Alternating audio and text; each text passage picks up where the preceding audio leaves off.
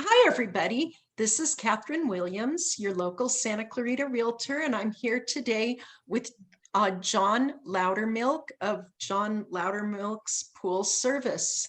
How are you doing, Jon? Hey, I'm doing well today. Thanks for having me. Oh, how great. So can you tell us about how long you've been in business and how you got started?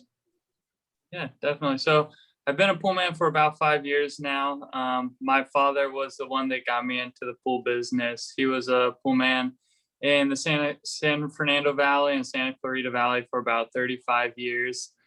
So really most of what I know is because of him. And I also have a lot of uncles, cousins, and brothers in the pool industry. So growing up, there was at family gatherings a lot of pool men talk. So luckily, I have all of them to lean on, and they've helped teach me a lot over the years. So Yeah.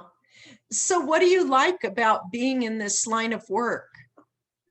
I think it's a really great job, especially in Southern California and the Los Angeles area. There's tons of pools in neighborhoods, Mhm. and it's like being a plumber or an electrician, kind of that type of job where yeah, it may be a little dirty sometimes or a little physical, but it's always good job to have. Work is always going to be there for you.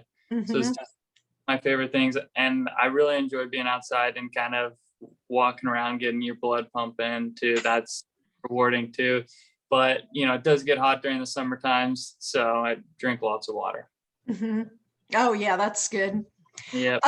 So what are some of the most common problems that pool owners should be aware of?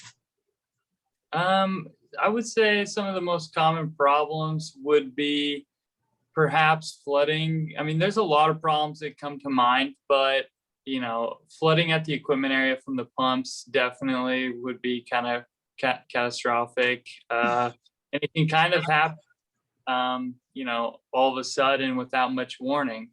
So yeah, that would definitely be the biggest problem. But, I would say it's always good to, continually have conversations with your pool man. They're your best resource. They're going to be able to teach you all those small things Mhm. that are going to put your mind at ease and educate you so you have a better understanding of what's going on with the equipment, how it interacts with the pool, and with the electricity and the plumbing and the different valves and stuff like that. So using your pool is and talking to him is going to be your best resource to avoiding problems, or educating yourself on when a problem does occur, what action to take to kind of stop it. Mhm. So what do you recommend, salt or chlorine? What are the pros and cons of those? I really enjoy saltwater systems. My dad has a pool. He'll always have a saltwater system. But, I always tell my customers, there's no bad choice. Both are going to sanitize the water. The big positive to a saltwater system is, it doesn't have the byproducts that cause dry skin or itchy eyes. And the production rate of that salt system is very consistent. It's very flat. Whereas when you do use liquid chlorine in tabs, once your pool man visits, you have a much higher concentration, so it's very high, and then it's slowly declining over the week. Whereas with that salt system, it's nice and steady. So that combined with the salt system, you have less chance to have irritation of your skin and eyes. Are definitely the advantages to it, but there's more of a cost with the saltwater system, so that is a drawback. Do we have to have salt or chlorine to kill the algae, or what's the purpose of it? So yeah, with the saltwater system or chlorine, it's sanitization. You're basically killing any bacteria or organisms, any organic matter in the water. So, when you see a nice clean swimming pool, it's pretty much void of life because Oh, everything's been dyed with that chlorine. So mhm, that's the main goal is sanitization. mhm, Killing any living matter in there, but not having so much of it in the water to where it bothers us, whether it's our skin or eyes. So that's kind of the fine balance that your pool man is doing each week, is making sure there's enough in the water, or your saltwater system's producing enough to sanitize the water and give us that clarity and keep any algae away. Mm-hmm. So how often do you go swimming? At this time of year, pretty much every day, because jumping into my customers' pools, doing repairs, or cleaning them. During the winter, not so much. Maybe in the jacuzzi or in the spa. But yeah, I don't have my own swimming pool, but my father does, and I go over to his home every weekend and hang out. So I've been swimming, especially these warmer months. So sometimes do you have to get into the swimming pool to perform some type of a repair? Yeah, the most common one is probably going to be a pool light. Even with that, I usually you just hang over the edge, because obviously you want to do the job as quickly and as efficiently as possible. And when you're in the pool soaking wet, you're changing into a swim trunk, drying off, changing back. That adds time to your day, and then also you're soaking wet, you got to dry off. So, but when it's 105 out, definitely a lot of times I dunk my head in, or my hat, I'll put that in the pool, and it's like a breath of fresh air. It definitely helps you out on those hot days. So totally. So do you have any advice about keeping small children protected around pools? I think the best strategy and the most simplest one is, teaching your kids how to swim, making them comfortable in the water. Since you do have a pool, you have that access pretty easily. So yeah, just getting them in the water, making sure they're comfortable swimming. They don't have to be the strongest swimmers, but strong enough and know the technique to get to the sides. Pool gates are also amazing. If you got a lot of young kids around, having a pool gate installed that will go around the entire perimeter of the pool, and only access is available at certain gates with child-proof locks. That's definitely going to be a good thing. I've had some of my customers, they'll hire the neighborhood teenager to be a lifeguard and just have them, watching the pool.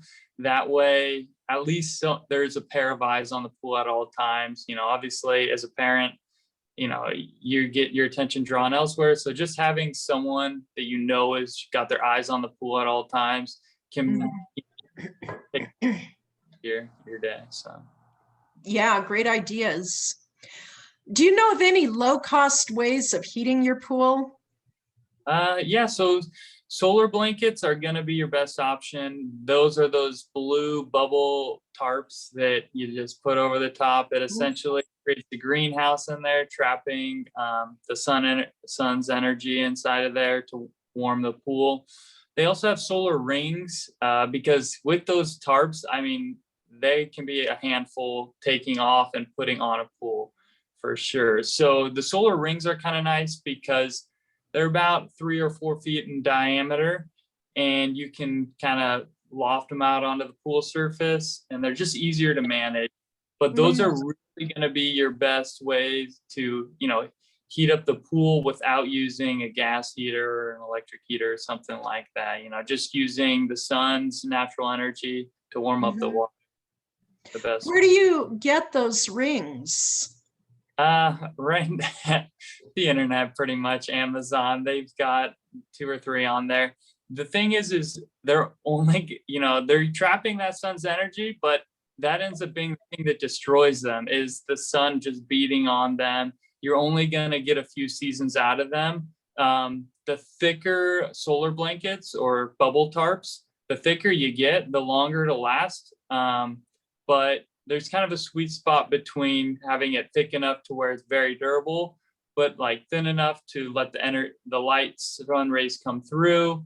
So there's kind of this, finding the right thickness, and the thicker it is, the heavier it is too, whereas, it becomes easier to, more difficult to pull off if it is. So there's definitely some room for experimentation and finding what works best for you.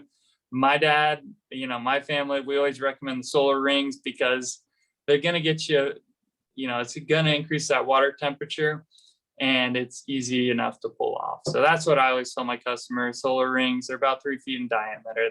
They seem to work well. But yeah, you'll be replacing them every few seasons. Yeah. Oh, well, great idea. So do you want to offer any specials to our park bench viewers? I don't really have any specials, but if you ever need help for a weekly pool service or just getting your pool back into shape for the pool swimming season or equipment repairs, that's definitely what we specialize in. Yeah, my father has had a pool cleaning service out here in Santa Clarita for 30 years. My brother and I have both gone into it, and so that's is what we do. We clean pools, fix equipment, talk to customers, help educate them, and yeah, just do that every day and try and make everyone happy by allowing them to just hop in their swimming pool on the weekends and not have to worry about taking care of it. Mm-hmm. So John, how can people get a hold of you? My phone is the best way to get a hold of me. My phone number is 661-414-2666. And, we do weekly pool service, equipment repairs, and, help getting your pool started. Helping to get the pool started back up for the swimming season is definitely something we can do for you as well. So those are kind of the areas that we specialize in. So, Well, it's been great. It's been great chatting with you today, John. And since you're my pool man, I can vouch to everybody about what a great service you guys do. You've been doing my house since the house was built in '01. And everything is running smoothly. So anyway, I want to remind everyone that this is Catherine Williams, your local Santa Clarita realtor, and I've been here with Jon Lowdermilk. And if you need pool service, he's your man. Thank you.